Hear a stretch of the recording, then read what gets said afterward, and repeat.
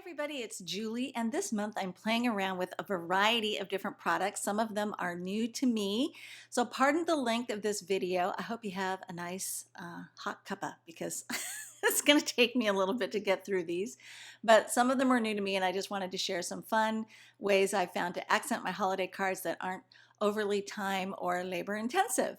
So I grabbed a Hero Art Star Snowflake Stencil. This is a very large snowflake, and I think it has such a pretty pattern. It's going to make a great backdrop on this design. And I'm just going to use some Post-it tape, tape it down onto scratch paper over the top of a piece of Card Shop marshmallow cardstock that I've trimmed to 4 by 5 1/4.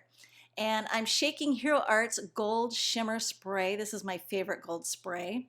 And you want to get up high enough that you're letting it mist down over the top of your stencil to get a nice spray pattern. And don't wimp out. I kind of wimped out on the first initial pumps, and I ended up with a few little blobs. Now, it didn't detract from it enough to make me want to like redo it. I was happy with the results. So, but just something to keep in mind. Don't wimp out when you're spraying. Spray with conviction. So when it was all completely dry, and the camera does not do it justice, it is a gorgeous yellow gold, warm gold, very rich looking. I'm going to stamp over the top with a very large sentiment with archival jet black, and it helps to have a really nice bold sentiment go over the top of this. They work together beautifully, and they just accent each other so nicely because of the weight in the brush lettering there on the greeting and then the pattern of the snowflake behind it. So I'm going to let that dry completely, and then I will mount that to a base card made from Card Shop Licorice, which is just 4 1/4 by 5 1/2 folded, and it's a standard A2 card. And then to do a finishing touch, I'm using some stickles to go along the edge there, and I flush mounted it to the base card and then held the stickles at a 45-degree angle and just continuously squeezed that bottle of stickles as I ran it down the edge of that white panel, and that gave me a perfect fine bead of gold glitter. Now on the next project, I thought it would be fun to do some colored poinsettias, but I didn't want to have to take the time to color them, so I decided to heat emboss them onto vellum cardstock. So I prepped the surface with an anti-static pouch, and then I stamped with Versamark. This is the Mondo poinsettia. It's got a lot of detail, but I didn't want to take time to color it in. So I'm using Ranger's red embossing powder, and I'm just going to go ahead and sprinkle that over the top. Everything I want to do in red, I'm going to do that first. And then I will go ahead and preheat my heat gun. So it's really important when you're working with vellum, it's not designed to withstand that heat, that you preheat your heat gun so that you eliminate as much warping as possible. So I'm just going to heat these up now until they're nice and smoothly embossed. And then I did the same with the leaves. I went ahead and did those after I did all the red. I came back in and did green, and I'm just checking it to make sure that all the embossing powder has been melted and there's no grainy sandy spots there. And then I die cut them out with my Big Shot and the matching Mondo Poinsettia dies and mounted them to a base card of Marshmallow cardstock with glue dots so that you can't see it. And then I'm putting glossy accents in the center of these flowers because I need a nice, thick, clear drying adhesive for these US ArtQuest pearls. Now these are like micro beads, micro pearls. They're so tiny, but they're fun. They're in various sizes in the package. They come in all sorts of colors. I'm just using the mini pearls here, which are a nice mix of a matte and a pearlescent finish, and just all these different micro sizes in there mixed up. And I just piled them there into the glossy accents and then let it set up, and then went ahead and tapped off the excess. So you do need to let the glossy accents set up. It's a perfect adhesive for these because it does dry clear. I think these prills make a really cool embellishment for the center of your flowers. I could see the colored ones being used for sprinkles in embossing paste, maybe that's made to look like frosting on a cupcake, or maybe using them as filler material for a shaker card. Another product that is new for me that I recently got to play with is the Mink Toner Pen. And this is a pump action pen. You have to pump it against the scratch paper, and then the toner fluid comes down the barrel, it gets released down the barrel, and it saturates that white nib. So once it's all nicely saturated black, you're ready to write with it. One thing I didn't realize when I first started was I was holding it at the same angle I normally hold my pens or pencils when I'm writing, and that's kind of tricky with this particular pen because the nib is blunt cut at the very tip. It's not a fine tip, it's not rounded, it's not bulleted. It's not even chiseled, it's just a flat, blunt tip. And so you need to kind of hold that pen in a straight up and down position when you're writing. So you do have to adjust things a little bit when you're using this pen, which is something I didn't realize at first. So I'm going back over those spots that I thought didn't get enough toner fluid on them and just reapplying it there where I had some bare spots.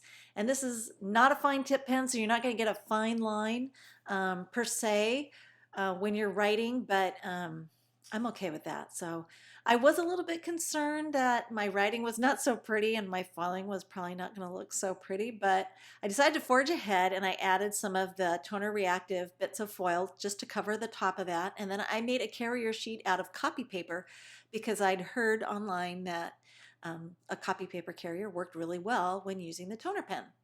And I also read that a number 4 setting on the Mink was the best with the toner pen. So I figured why, if it ain't broke, don't fix it. Try using what somebody else has already had great success with. So I went ahead and fed it through, and I'm speeding this up at like 400% because it does take some time for it to go through the machine and allow the heat to do its thing. So don't pull it through or force it any faster. Just let the machine do its thing and send it through on its own. And then when it comes out the other side, you're ready to grab it and open up that carrier sheet. So here's the results. This is the glossy coated cardstock, and I was very impressed with the end results. I had complete coverage and it looked really good. And then this is the Nina Solar White, and I also got pretty good coverage on this, but one thing I did notice was that there was a super, super fine gold metallic sheen on the uncoated paper. So that's just something to keep in mind. It's not getting picked up on camera, but in real life you can see it, so you may need to adjust your design a little bit if you're working with uncoated papers and you don't want to have any of that metallic sheen showing up anywhere else. So just quickly, I need to experiment with this a little bit more. I wanted to see what would happen if I inked up a stamp and tried to stamp it onto paper. So I'm just trying to remind myself that I need to hold that pen up and down, straight up and down to get the flow of the toner to apply more evenly on my stamp surface. And I went ahead and stamped onto some Nina Solar White again, and then I repeated the whole process and did it again onto some glossy cardstock. Now it did kind of stick to the paper surface, so that's just something to be aware of. It's going to stick a little bit. You may need to peel your paper away, or you may need to anchor your paper down with some removable tape just to help you avoid any smearing. I had to be really careful here because I was working on glossy and I was afraid the stamp would slide, but I was able to pull it off. And then once again, I took some foil and went over the top of just those images and sent it through the machine very quickly. So we'll just go ahead and close that cover sheet and send it through. Once again, feeding it super fast through the Mink and then opening it up to see the results. So I found that I think I need to practice a little bit in getting the right amount of coverage, but it does work. And I think it works great with small images. I'm not sure how well it would work with really large images because of how long it would take to cover an image thoroughly with the nib being so small in relationship to a large stamp size, but it's just something to keep in mind, and it can be done. So the next thing I wanted to try, because I did have an idea in mind, was to just hand letter a quick word over the top of some pattern paper. This is Avery L's Neutrals, and I just wanted this bold black and white with gold foiling on it. So I'm just doing some kind of lettering with and practicing keeping the pen upright and not angling it. And then I'm just going to go around and kind of thicken some of those stroke lines there for my finish because I don't want it to get lost on such a chunky stripe background there. And then I'll just go ahead and lay a piece of foil that I have right over the top. Make sure it's nice and smooth, flat.